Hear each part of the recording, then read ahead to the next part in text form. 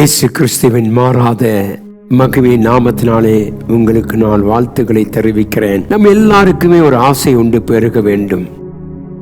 இந்த உலக காரியத்திலும், குடும்பத்திலும், தனிப்பட்ட ஜீவியத்திலும், வேலை ஸ்தலத்திலும் நமக்கு பெருக வேண்டும், உயர வேண்டும் என்று நாம் விரும்புகிறோம். ஆனால் தேவன் நம்மோடு கூட இருந்தால் மாத்திரமே பெருக முடியும். நம்முடைய சுய சிந்தனையினாலும் நம்முடைய சுய சித்தத்தினாலும் நீ பெருக்கத்தை காண முடியாது. ஆண்டவர் ஒருவரே நம்மை பெருக செய்கிற தேவனாகிய கர்த்தர். நாம் இன்றைக்கு தேவனுடைய வார்த்தையை சிந்திக்கும் பொழுது ஏசாயாவின் புத்தகம் 54ஆம் அதிகாரம் 3வது வசனம் இப்படி சொல்லுகிறது: நீ வலதுபுறத்திலும் இடதுபுறத்திலும் இடங்கொண்டு பெருகுவாய். நம் இடத்திலும் வலத்திலும் கர்த்தர் நம்மை பெருக செய்கிறவர். இந்த பெருக்கத்தை தடுக்கிறவன் சாத்தான். அவன் பல முயற்சிகளை எடுத்து, பல சூழ்நிலைகளை எடுத்து அவன் நம்முடைய பெருக்கத்தை தடுக்க விரும்புகிறான். ஆனால் பயப்படாதே, எந்த மனுஷனும் உன்னுடைய உயர்வையோ உன்னுடைய மேன்மையோ யாராலும் தடுக்க முடியாது. ஏனென்றால் தேவன் சொல்லுகிறார், நீ பலுகுவாய், பெருகுவாய். தேவனாய் கர்த்தர் ஆபிரகாமின் காலத்திலே கர்த்தர் சொல்லுகிறார், நீ பலுகி பெருகி பூமியை நிறைப்பாய். அருமையான தேவ பிள்ளையை, ஆதியாகமம் 12ஆம் அதிகாரம் 2வது வசனத்தை வாசிக்கும் பொழுது தேவனுடைய வாக்குத்தத்தம் என்ன? நீ பெருக வேண்டும் என்று கர்த்தர் விரும்புகிறார். அருமையான தேவ பிள்ளையை, இந்த காலை வழியிலே கர்த்தர் உன்னுடைய பெருக்கத்தை அவர் விரும்புகிறார். நீ விரிவடைய வேண்டும், எல்லைகள் விரிவாக்கப்பட வேண்டும், உன் குடும்பம் மேன்மையாக இருக்க வேண்டுமானால் தேவன் மாத்திரமே நம்மை பெருக செய்ய வேண்டும். இன்னைக்கு இந்த காலை வழியில் இந்த செய்தியை கேட்டுக்கொண்டிருக்கிற அருமையான யூடியூப் நேயர்களே, தேவ பிள்ளைகளே, நம்முடைய ஆசையும் நம்முடைய நோக்கத்தையும் நிறைவேற்றுகிறவர் கர்த்தர். நீ பெருகுவாய் என்று கர்த்தர் சொல்லுகிறார். எப்படி? வலபுறத்திலும் இடபுறத்திலும் நீ பெருகுவாய். ஆனால் இந்த பெருக்கத்தை தடுக்கிறவன் சாத்தான் என்று நான் சொன்னேன். யாத்திராகமம் 1ஆம் அதிகாரம் 10வது வசனத்தை வாசிக்கும் பொழுது, இஸ்ரவேல் ஜனங்கள் பெரியாதபடிக்கு பார்வோன் அநேக உபாயத்தந்திரங்களை கொண்டு வந்தான். ஆனால் கர்த்தர் அதை உடைத்தொடுத்து அதை முற்றிலுமாய் மாற்றி அங்கே இஸ்ரவேல் ஜனங்களை பெருக செய்தார்.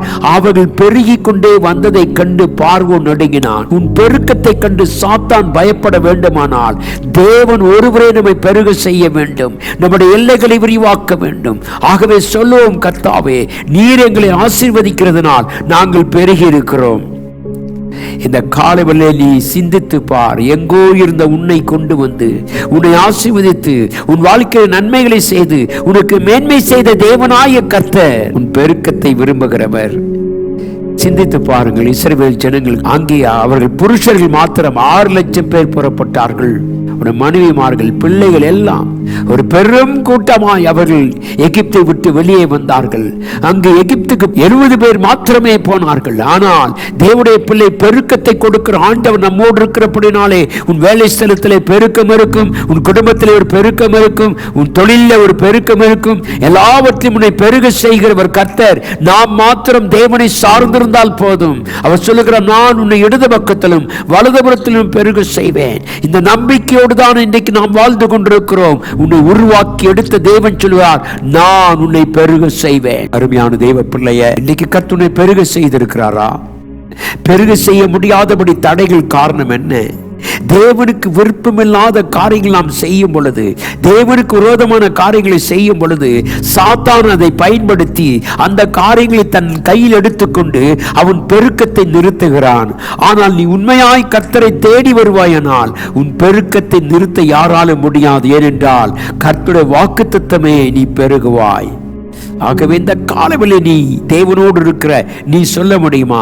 கர்த்தனை பெருக செய்கிறார். என் வேலை ஸ்தலத்திலே, இருக்கிறிடத்திலே, குடும்பங்களிலே, இருக்கிறதான பகுதிகளிலே நீ பெருக வேண்டுமானால் இந்த தேவனாகிய கர்த்தருடைய ஆசீர்வாதம் நமக்கு தேவை. ஆகவே நாம் சொல்லுவோம், கர்த்தாவே, நீர் என்னை பெருக செய்கிற தேவன். வசனத்திலும் சத்தியத்திலும் சாட்சியிலும் நாம் பெருக வேண்டும். அப்பொழுது கர்த்தர் அநேக காரியங்களை அறிந்து கொள்ள கர்த்தர் உதவி செய்வார். ஆகவே நாம் கண்களை மூடி ஜெபிப்போம். எங்கள் அன்பின் நல்ல தகப்பனே, இந்த அருமையான கர்த்தாவே, காலை வேளைக்காய் உமக்கு நன்றி செலுத்துகிறேன். நீர் எங்களை ஆசீர்வதிக்கிற தேவன், நீர் எங்களை கனப்படுத்துகிற தேவன், நீர் எங்களை மேன்மையாய் நடத்துகிற தேவன். ஐயா, உலகத்தில் 1000 இருந்தாலும் நாங்கள் பலுகி பெருகும் என்பது வாக்கு தத்தங்கள். இந்த வாக்கு தத்தம் எங்கள் வாழ்க்கையில் நிறைவேற கர்த்தாவே உதவி செய்யும். புதிய காரியங்களை செய்வீராக. இந்த நாட்களிலே கர்த்தாவே, உம்முடைய பிள்ளைகளாகிய நாங்கள் உம்முடைய சமூகத்தை தேடும் பொழுது நீர் ஒருபோதும் எங்களை வெட்கப்படுத்தாத தேவன். காரியங்களை வாய்க்க செய்கிறதுக்காய் ஸ்தோத்திரம். ஆசீர்வதியும்.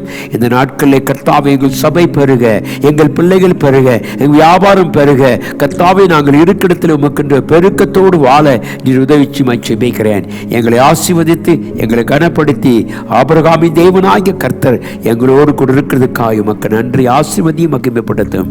இயேசுவின் நாமத்தில் ஜெபிக்கிறேன் அன்பின் நல்ல தகப்பனே, ஆமென். கர்த்தர் நம்மை ஆசீர்வதிப்பாராக. ஆமென்.